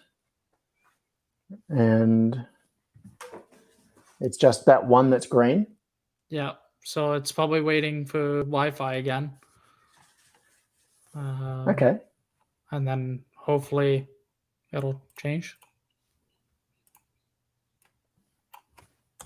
Or look at the debug output, see if it showed anything. Oh, yeah. Good idea. I've still got the debug open. So factory... Oh, Wi-Fi not connecting, Wi-Fi checkup. So it looks like it's gone into setup mode. Oh, weird. Oh, okay. That might be because I saved it without putting values in for the others. No, it should ignore them. Oh, okay. Well, out of curiosity, I'm just going to see if it has gone into factory setup mode. I'm going to check if it's back up on Wi-Fi. Yes, it is. ESP factory. Try resetting it. Sometimes it... Okay. I've had that issue with my own Wi-Fi is when doing an update, it comes back so quickly that the access point doesn't immediately... Oh, it's done it. There you go. Now it's connected, and now Node-RED should work. Yes, and I'm just going to switch back to the desktop so people can see what came up in the console. So it came up with device booting, and then came up with MQTT topics. It says device running. It's reported its IP address, signal strength. Yep, fantastic. Okay, so now if we come back into here, we should be able to do some interesting things. Yeah. So if we go, say, button switch output, and I change that to my my unauthenticated broker. And if I leave these settings, so if I bring this back again, it's the actual topics are button switch and then an extension to it. So if I leave all of these settings in Node-RED, it should just match what's already done. Correct. Yeah, I tried to make the demo as straightforward as I could. Yep, cool. So I'll set these to be my unauthenticated test broker, and that one. And then once you deploy that, you should be able to push buttons and have things happen. Yep. And you'll notice for two functions, there's a flash speed. You'll want to start the timer. And then later you can play with there's a inject node for selecting which demo is running. Okay, cool. Further up. Oh, so this one is currently stopped. Yeah. Yeah.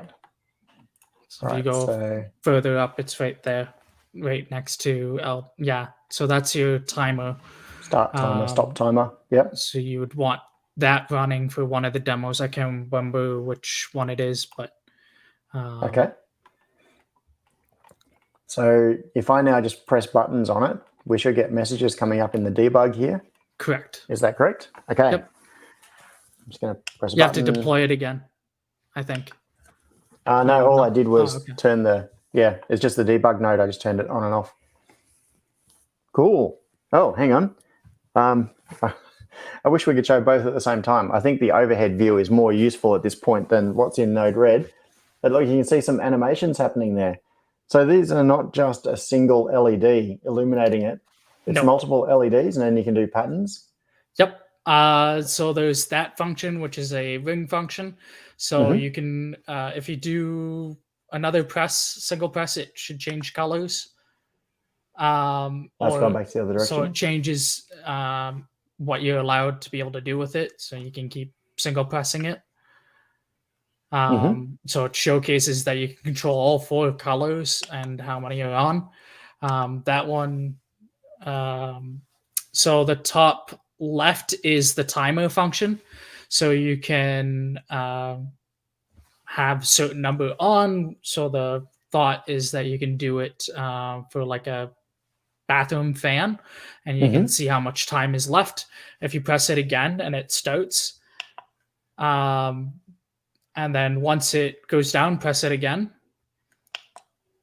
and you can restart it again from the beginning. And obviously Nice. Everything is done in Node-RED, so you could have it for whatever timing you wanted on it. Yeah. And you'll notice now that you have another one doing the ring function on the bottom 2, they're actually synchronized to each other. Oh, okay. So if I start this one again, the animation on those 2, or the time at which that moves down will match the time that this is changing. No, the 2 ones that are rotating on the bottom, they are synchronized to each other. Oh, okay. Oh, this one's rotating. Oh, it is too. I'm looking at the screen, and for some reason the camera doesn't pick up the distinction between blue and white very well. But yeah, it's it's rotating. This one's rotating white and blue, and this one's rotating red and off. And double press on them will turn them off. And then the top one there, that one demos the fading, so it can fade between colors. And a double press on it also turns it off. And it fades off. Yeah. Instead of just turning it on and off, it fades nicely as well. And the reason for that is the LED controller that I have also has that same fade function, which Ben was very, very pleased with when he got his in the mail. Okay. So with the LED controller, you just tell it that you want it to transition, and it takes care of it directly. Yes. Yeah, there's a math function built into it that can separate the values into steps so that it does it nicely over whatever number you have set for it. Yeah, that it looks really smooth. I like the way it does that fade, and being able to, And what I like particularly, and I use the same buttons on the Smart Hub, is I love the click these buttons have. Yeah, they feel nice. There's only a fairly small amount of movement to it, but you can feel a very distinct click. I really like this. You've done great work with this. It's really cool, not just from a functionality and like the design perspective, but also the effort in terms of the fabrication to to make a wall plate like this that looks as good as something that you would buy in a shop. This is amazing.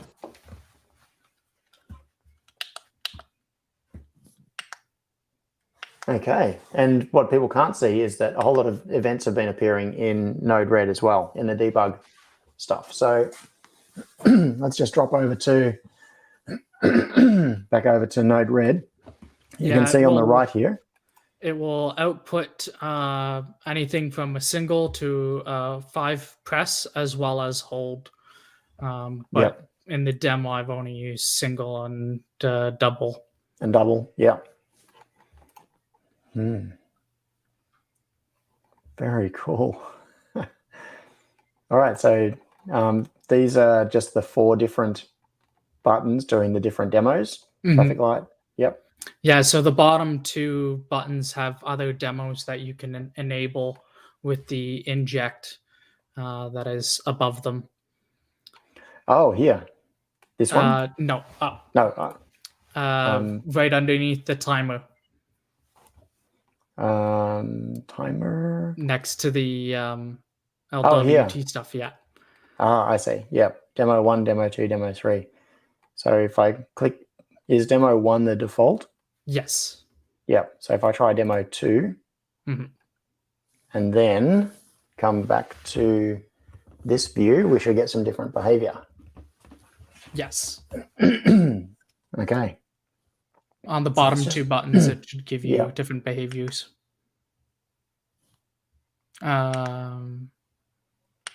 Try the other button.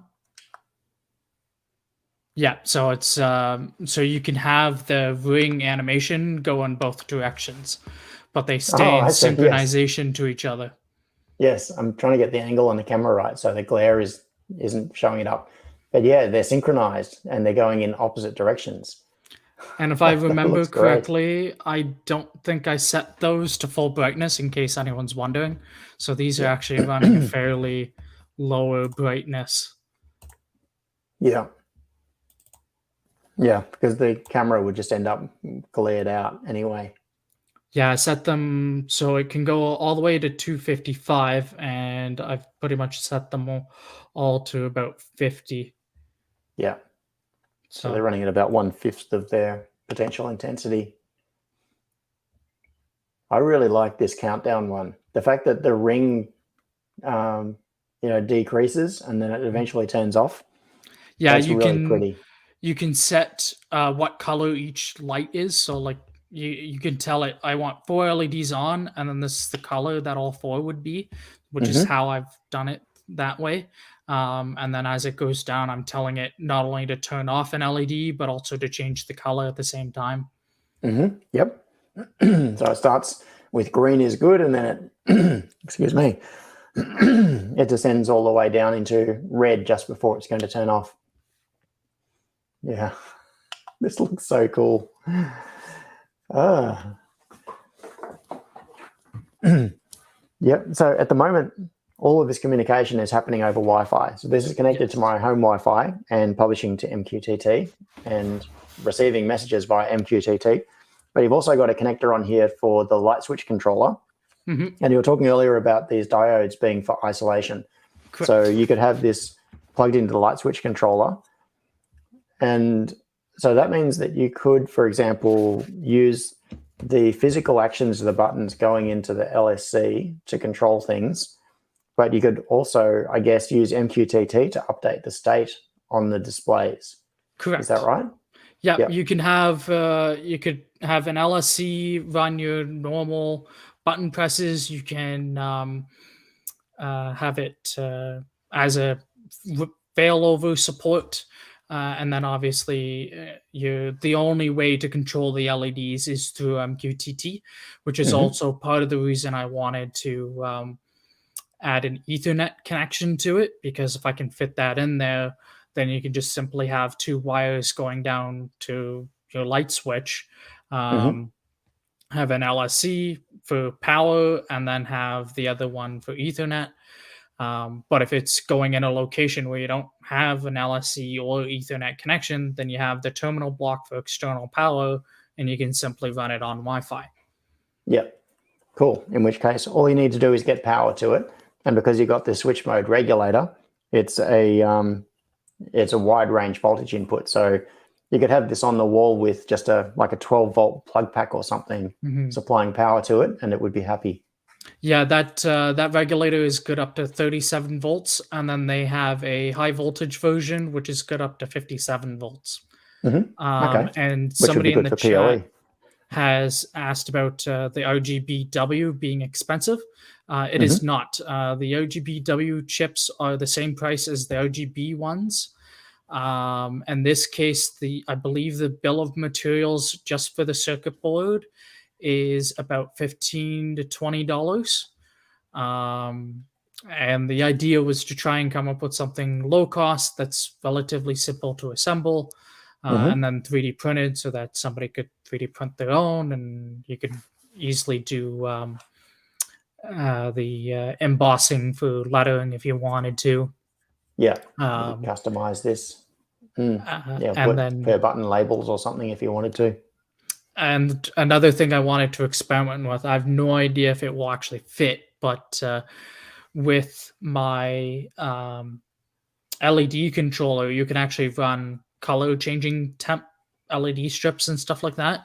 So I want to see. I know they make a what do you call it? A white LED. It has your warm white, cold white, and amber. And then I want to try and fit either a smaller, say 35 RGB, and see if I can fit both in there and get the full color wheel essentially available. And the two M3 screws, if you wanted to remove them, you could. I do. Because I know people on the I chat really want to see do. the underside. Yes. Now, the right. threading, not the threading, but the actual hex positioning of them, they tend to strip out really easily with a hex key. So just watch that. I will be very careful. Okay, so let's see if this is the right one. No. It's a smaller one than your normal. It's a smaller one. It'll be this one. Yeah. Right, I'm going to carefully do it while it's all still powered up because I want to see and I'll try not to drop the, the screw across anything. I want to see the LED arrangement because I'm really intrigued. You've obviously got 4 LEDs per button. So there are 16 LEDs on there that you're controlling individually. And the other thing I'm curious about is the buttons themselves. Are they? It's the same ones caps that are used for the reset and flash buttons. Oh, really? It's these little ones, little surface mount ones. Oh, just with caps on them. Oh, and the caps are 3D printed too. I actually thought that these caps must have been commercial, like they came as part of the switches. But no, I'm going to lift one out just so that I can have and I designed those with those cutouts on them to stop them from rotating and such and going all wonky when they're in those slots. Yeah. Which is why it has a weird footprint to them. Yes. And then the other reason for their footprint is their footprint is slightly wide enough so that the other version of this switch that I have, instead of lighting up as a ring, it only has a single LED that goes through the center of the button. So for that design, it has 2 SMD push buttons, so that if you kind of hit the button off center, you're still pretty much guaranteed to push the actual button in that version. Yes. Okay, cool. Yeah, because the button itself can't be in the middle. Now, the design of this, in terms of both this and the way you've done the little light boxes and lenses in here, I'm really impressed with the way you've managed the illumination on this. Because when we had this running before, I'm just going to hold this in position. Looking at the front of this, I don't know how obvious it is on camera, but what it looks like is 4 segments. On this top one, you can possibly see it. There's like a little shadow between each of the segments. And that is achieved by having a little cutout in the side here where the LED fits in. And then the button, because it has this star-shaped back on it with the tabs sticking out, those tabs are acting like little light blockers between the adjacent LEDs. Sorry, I'm just explaining this for people that can't necessarily see this so well on camera. But that is a very clever design. And the gap, I wonder if we can see this under, I know the microscope is not the best thing for this because it's, I'm going to zoom it right out and get a little bit more focus. Now, if you do turn the brightness up, that effect of seeing the segments does dissipate a lot. It goes away a bit, yeah. But I tested that brightness in my own room with my normal level, and I found for the brightness level, it was still good enough that I could see it. If I turned all the lights off in my room, it wasn't glaringly obvious. Yeah. Which leads to the other point in the revision. I actually want to try and see if I can fit a lux sensor and then have a small hole in the 3D print that goes into what would be your room. Yep. And that way you could actually have it adjust based on lighting, or you could tell if you've told it, hey, I want this light in this room to be on, it can actually confirm that said light had turned on or whatever, Okay. along with possibly adding a temperature sensor. Yep. So just to show the finish on this, it's a little bit hard to see, but this top surface has been sanded off and smooth, and it just looks fantastic in real life. So in the middle here, you can see the transparent tube, which is acting as the little light pipe coming through the front panel. And then each of these gaps on the side here, so these 4 holes, is where the LEDs fit in to pass the light down through the light pipe down there to the front.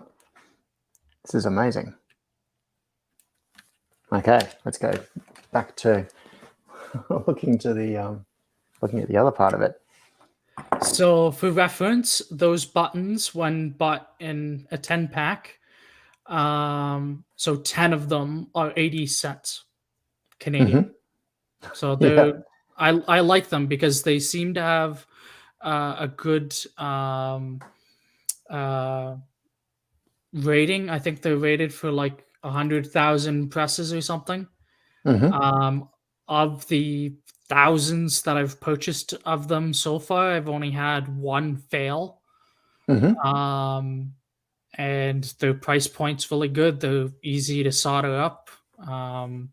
And they have a very good tactile feel, which I personally like. Yeah, yeah, they do have a nice click to them. They feel good.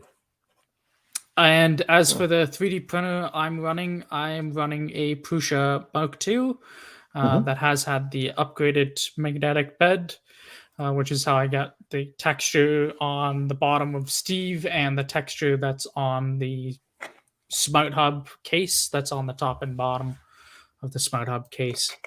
Yeah. Yeah, it's not so easy to see on camera, but there is a little, if I get the angle just right, there is a little bit of texture on this. It's the texture that comes off those PEI sheets is quite nice. I like it. Wow. This is fantastic, Austin. Since we're nearly at 2 hours already, I'm not going to mess around more with the with flashing the firmware onto this. I'm going to experiment with this later. Although maybe it's worth one more try. So this is a different adapter to what I was using before, and we know this one is working. Yeah, and now we know the port. So let's give it one more shot on getting the USB hub flashed, and see how that goes. So I'm just going to turn off power from that. I've got to remember to change it back to 5 volts as well before I put power into the hub from here. And so is this in the same order? It probably is, isn't it, as the other one? I'm going to unplug that one and plug ground in that way. Oh well, we'll find out soon enough. It's ground, RX, and then TX. And the other one, checking Eagle on my screen, and I keep opening the wrong window. Okay. Yeah, they are in the same order. Cool. And I just held it in the same position as I was switching it over. So we should, in theory, now have a known good serial connection. So what I'll do is switch back over. I still got to put it into boot mode and do all of that sort of stuff. I'm going to have to launch Arduino IDE again. And I've just been dropping things all over my bench. I've got to keep everything together in one place, make sure I don't lose any of it. So these are the brackets to mount it. Keep that over there. And You set it to 5 volts, Okay. right? I did. Okay. Thank you for checking. I haven't actually turned it on yet. I'm waiting until I've got the thing ready to upload. Actually, no, I will turn it on now. I'll just hit power. All right, so that's now alive. And test 10 extra. That was the one, wasn't it? Correct. All right, so what do we have here? Just going to disconnect cool term so it's not trying to hog the serial port. Then I'm going to pick the USB serial so we know which port it is. I'm just clicking through and setting some options now. What I might do, just to be consistent with you, is I'm going to change back to the D1 Mini board profile. Mm-hmm. So I want to eliminate anything that might be a problem. If that's the profile you use, then that's what I'll use. Got to change the upload speed.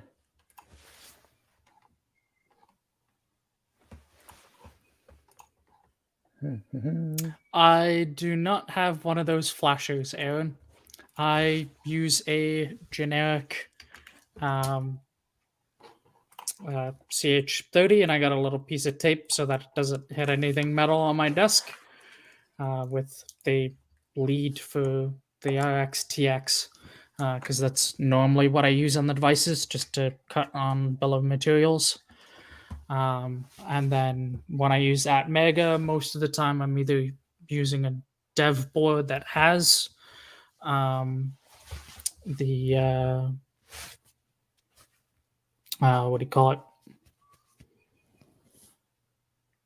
USB programmer on it, or I can use an inline programmer. I typically like my devices starting up right away.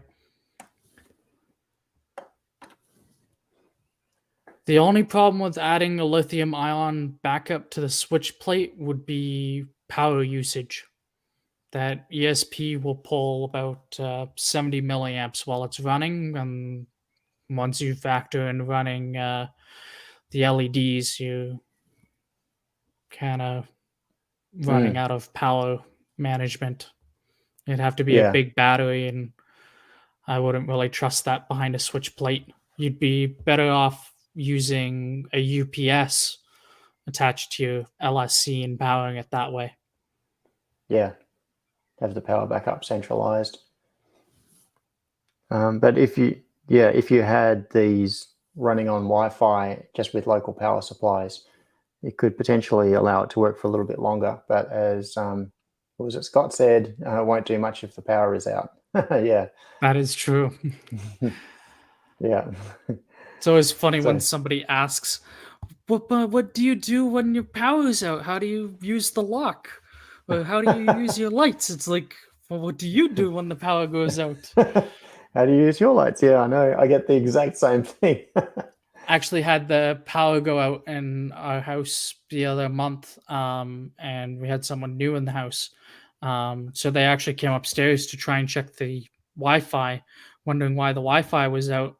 Not realizing the lights that we have in our hallways. We have plugs in the hallways and these miniature lights. Oh, it's flashing. It is, yeah. We have miniature lights. They're night lights, but they have built-in battery backup. And they didn't realize those were backup lights.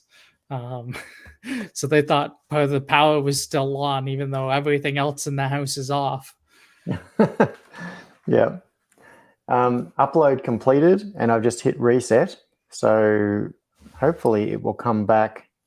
So once it resets, it goes red, doesn't it? Is that right? It should. I would expect it to. Oh, you have to hit reset on the board. On the board. Yeah. To get out of boot mode. I did that. I'm just going to turn off power as well. All right, power is off. Power is back on.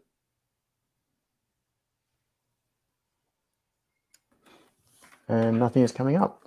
I wonder if I had some setting that, so it did compile and upload, but I wonder if I had some setting that has stopped it from working. But just as a test, I'm going to see if it has come up as an access point, even though the LEDs haven't come on. I can't see it at the moment. Power is on. Anything on the serial terminal? Good question. Does it have, so it does have debugging on the serial terminal? Yes. Let's find out.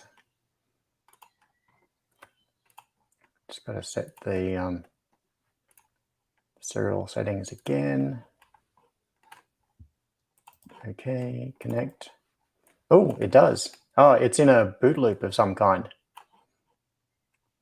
Interesting. Hang on, I'm going to switch to desktop and I'm going to disconnect. Cut here for exception decoder. So there's a stack trace happening. There may be something that I had misconfigured, like the flash memory size or something like that. So it's definitely booting, like it's got your code running on it. We can see that now. So it's running the. So what I'm going to do is just make sure that I've got my settings correct in the Arduino IDE. So 80 megahertz, 4 megabyte flash, debug disabled, vtables flash, exceptions disabled, stack protection, erase everything, SSL, MMU. Yeah, I think all of the compiler settings, like the profile settings, look okay. Flash size 4 megabits, flash 2 megabits, OTA. Yes, 1000 I've got kilobit. that. Yep. Yeah. CPU frequency I've got is 80 megahertz. Should it be 160? Nope, 80 megahertz. Upload speed 921,600. Mm-hmm. Yeah, the upload worked. So it said that it completed. LWIP variant, V2 lower memory.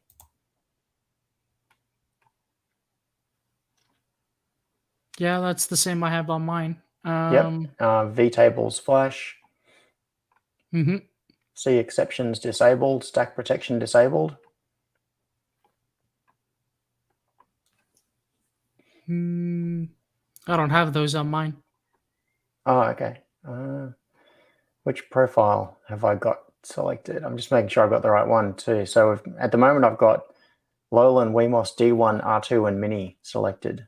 Correct. Yep. Okay. So I've got the same profile. It looked like it was. Pull up the serial terminal again. I want to see what it said. Yeah.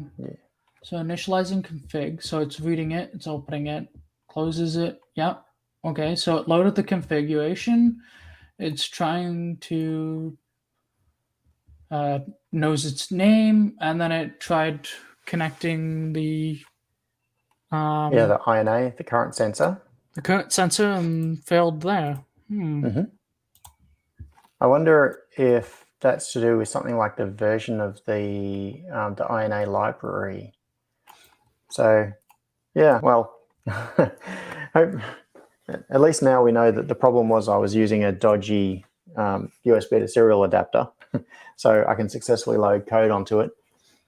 So I don't think, I think maybe what we'll do is wind it up, and I will keep playing around with it,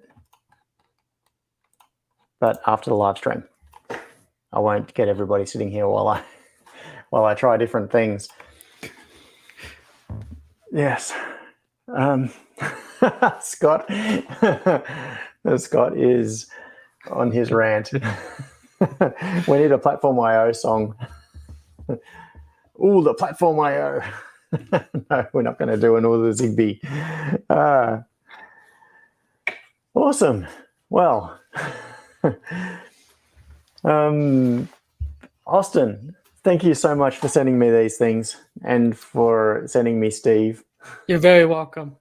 Thank you for the content you've been making. These projects are both really cool. I'm particularly, the Smart Switch is cool as well, but I'm really interested in the USB hub because it's a bit of an unusual thing, and it's something that I think could be really useful to me. I like something that I generally do. In fact, I should have right here on my bench somewhere. It's definitely something that I can see makers putting use to it, especially with, I know Scott was experimenting with it, with like platform IO. You could have a Python script running where you could tell it, okay, I'm uploading like 4 boards and have them all plugged in. You can have it turn on power and data, upload, and then turn off the data and have it just run in power only mode and monitor. And if you needed to, you could obviously have it keep data running while letting you look at it through a debug window, and you can make sure that the device is using the proper amount of power that you're expecting it to, and then you can essentially automate a production line if you want to. And the idea with the next version with USB 3, you could kind of do the same thing, but we plan to have 2 versions of firmware. The second version being designed around a data center or a small business that might be doing backups on hard drives throughout the week. You could automate that and have it turn on and off hard drives and isolate them. I see. Yeah. So you can automatically take them offline and make sure that nothing gets written to them when you don't want it to be. Yeah, that's cool. Yeah, because one thing that I use quite a bit is I've got one of these little USB power meters. So I plug that into my existing hub just to make sure that things are pulling a reasonable amount of power. But having that functionality built into the hub itself on a per port basis, that is super cool. And being able to access it remotely and log it or whatever you want to do. This sort of thing is just a display. So yours has so much more capability than this. Yeah, you can, in the config as well as through MQTT, you can actually set the current limit on a port anywhere from 0 to 3 amps. It's the scale is in milliamps, and it won't let you try and set it higher, and the limit is component based. The max limit for the hub, it only lets you set it to a maximum of 5,000 milliamps, and that's a limit of the jack. So a further revision might switch to something like an XT60 so that you could actually push more power if you needed to. And then through MQTT, it will actually output, if it's just a singular port that's gone overcurrent, it will tell you that particular port, I have an overcurrent condition, and it will tell you the power it saw when that overcurrent happened. Oh, okay. Now, if an overcurrent happens where it's a combination of multiple ports running and it's overcurrent for the whole hub, it will show you what the total was that was being pulled, and then it will show you what each individual port was pulling in total when it decided to shut itself off.